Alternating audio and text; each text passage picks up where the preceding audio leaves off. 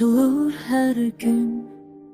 Elimin sen yanında en büyük gücüm. Evimin direği, ömrüm yarı, sen nigarım tek ebedi baharı. Gözlerine bakıp hüsnü tapıram. Seninle şirin xəyala dalıram. Ne yaxşı ki varsan, ne yaxşı benimle sen benim aldığım isti nəfəsən.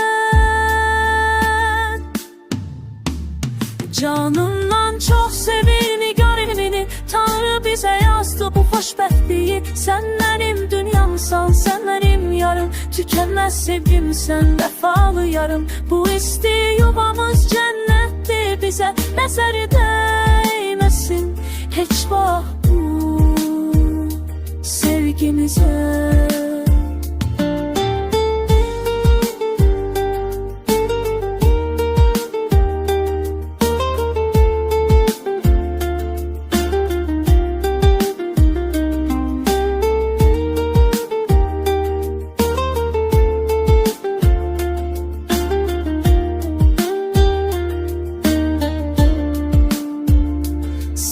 Kapıdan girende güneş doğulur, bütün dertlerim yok olur, boğulur.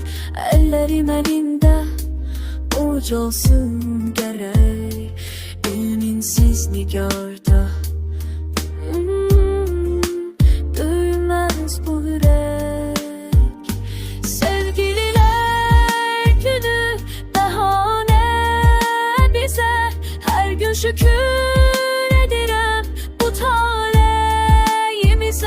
sen benim sırdaşım, hayat yoldaşım, sevginle ucalır göğlere başım.